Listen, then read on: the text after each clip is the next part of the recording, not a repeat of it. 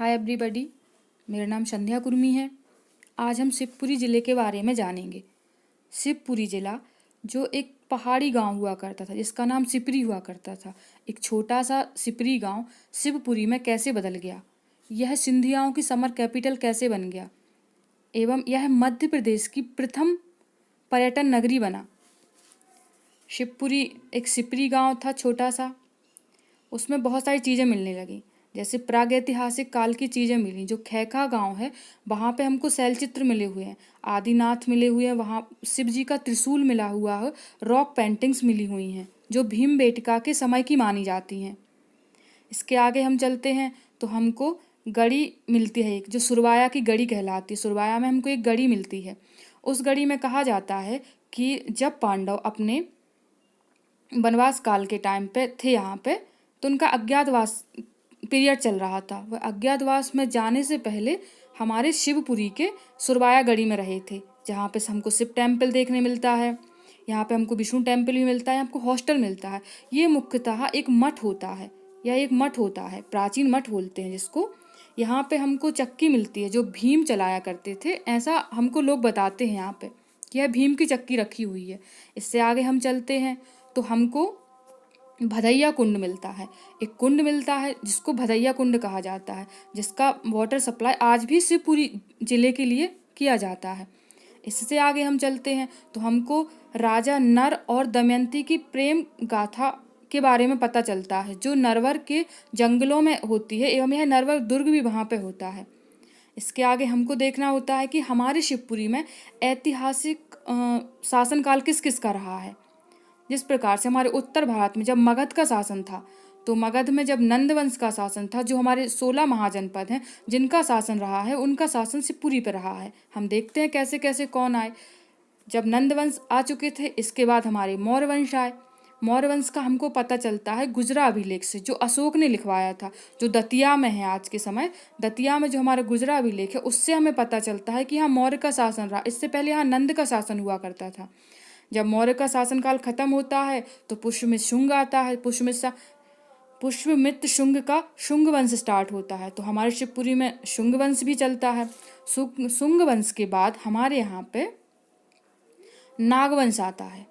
शुंग वंश के बाद नागवंश आता है। नागवंश हमारे शिवपुरी पर रहता है। इसके बाद जब नागवंश का शासन, जब कुषाण आ जाते हैं तो नागवंश हार जाते हैं और यह चले जाते हैं। इसके बाद हमारे पास कुषाणों का शासनकाल स्टार्ट हो जाता है शिवपुरी में। इससे हम देखते हैं कि सभी का शासन एक के बाद एक चल रहा है। जो हमारे इतिहास में चलता है वो यहाँ भी चल रहा है।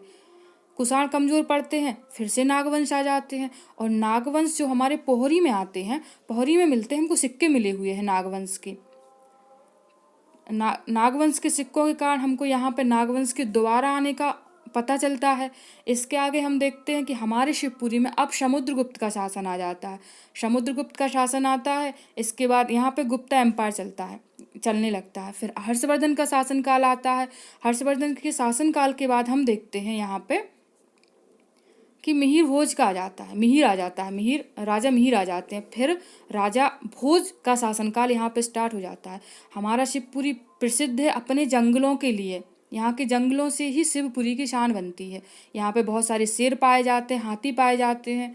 नरवर का दुर्ग है जो हमारा, ये राजा हमारे यहाँ पे बहुत सारे राजा एक के बाद एक, तुगलक वंश आया, खिलजी वंश, तुगलक वंश, तोमर वंश। तोमर वंश के जो मानसिंह हैं, उन्होंने आके इसका जीर्णोद्धार करवाया, इसको दोबारा बनवाया। अकबर जब यहाँ पे आए हुए थे तो यहाँ से हाथी ले गए थे। अकबर 16वीं शताब्दी में जब अकबर का आना हुआ और साथ में हाथी ले गए, और तोमर वंश इनके शासनकाल में, इनके आधिपत्य में था, तब हमारे प्राचीन किताबों में हमारे शिवपुरी के बारे में हमको जानकारी प्राप्त होती है। इस प्रकार से हमको शिवपुरी का उल्लेख मिलता है। शिवपुरी का नाम शिवपुरी इसलिए पड़ा ताकि यहाँ पे शिव मंदिर बहुत ज़्यादा थे, बहुत ही संख्या में थे शिव मंदिर। कुछ शिव मंदिरों का उल्लेख हमारे जो हमारे दौलत राव सिंधिया हैं उनके कारण भी होता है। यहाँ पे इन्होंने मंदिर बनवाए। अपनी रानी बैजाबाई को बोला कि आप यहाँ मंदिर बनवाइए। उज्जैन से जब इन्होंने ग्वालियर अपनी कैपिटल शिफ्ट की, तब शिवपुरी का जीर्णोद्धार करवाया था पूरा। इसके आगे हम देखते हैं कि आज के समय में यहाँ पे माधव नेशनल पार्क है, जो शिवपुरी में हमारे राजा जी ने शिव मंदिर बनवाए थे बहुत सारे, वह सब हमारे अब माधव नेशनल पार्क में आते हैं। यहाँ पे बहुत सारी झीलों का भी निर्माण हुआ है, जैसे हमारी शंखराजे सिंधिया की झील है, यहाँ हमारी जाधव सागर झील है, यहाँ पे हम थोड़ा और चलें तो माधव सागर झील है। आज के परिप्रेक्ष्य में बहुत ज़्यादा महत्व है इन सब झीलों का। यहाँ के जंगलों की पानी की पूर्ति ये झीलें आराम से कर लेती हैं। इसके आगे हम चलें तो हमें जो भदैया कुंड बना मिला हुआ है, भदैया कुंड अपने आप में एक खास प्रथा रखता है। यह भदैया कुंड का जीर्णोद्धार बैजाबाई ने करवाया था। यहाँ पे लोगों की मान्यता है कि यह ठंडे और गर्म कुंड हुआ करते हैं। यहाँ पे बहुत सारे कुंड हैं, इसमें से बहुत ही प्रमुख हमारा एक भदैया कुंड है।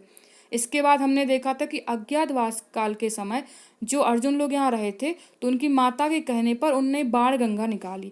तो यहाँ 1, 2, 5, 8 नहीं, सीधी 52 बाण गंगाएं मिलती हैं आपको। शिवपुरी में आपको 52 कुंड मिलेंगे जो बाण गंगाएं कहलाती हैं, जिनका पानी कहाँ से आता है कहाँ जाता है किसी को नहीं पता। भदैया जैसे ही आप चलेंगे सरवाई गढ़ी में तो आपको बहुत अच्छी नक्काशी देखने को मिलती है।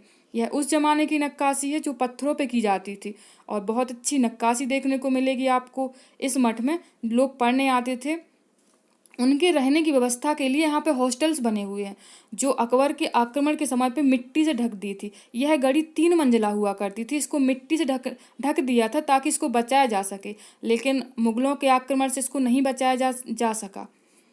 और इसके बाद अब सिंधियाओं ने शिवपुरी को बहुत ही अच्छे तरीके से बनाया। आपने देखा कि यहाँ पे बहुत सारी छत्रियाँ हैं।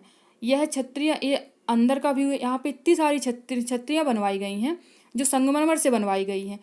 संगमरमर से बनवाई गई हैं इसलिए इनको ताजमहल के तुल्य भी देखा जाता है। यहाँ पे बहुत सारे जो तालाब बनवाए गए हैं उनका भी अपना ही एक अलग विशेष स्थान रखते हैं, जिनका पानी आज भी शिवपुरी को मिलता है। इससे आगे हम चलते हैं तो हम देखते हैं कि सिंधिया राजाओं ने यहाँ पे मेमोरियल बनवाया हुआ है, और वो बहुत ही सुंदर दिखता है देखने में, आज भी एक ज़माने का बना हुआ है। इसके आगे हम चलते हैं तो जीवाजी राव की छतरी बनी हुई है यहाँ पे। जीवाजी राव सिंधिया, जिनका निशान 2 सर्प के बीच में एक सूर्य होता है, इन लोग का निशान होता है। जीवाजी राव ने जॉर्ज कैसल बनवाया था, जो जॉर्ज पंचम के आने के समय बनवाया गया था। इसके आगे हम चलते हैं तो यहाँ पे माधवराव सिंधिया की छतरी मिलती है। उससे आगे हम चलते हैं तो हमको जीवाजी राव की छतरी मिलती है। यहाँ पे बहुत विशेष सफ़ेद संगमरमर से बनी हुई आकृतियाँ मिलती हैं। यहाँ पे शिव मंदिर बहुत बहुतायत में मिलते हैं।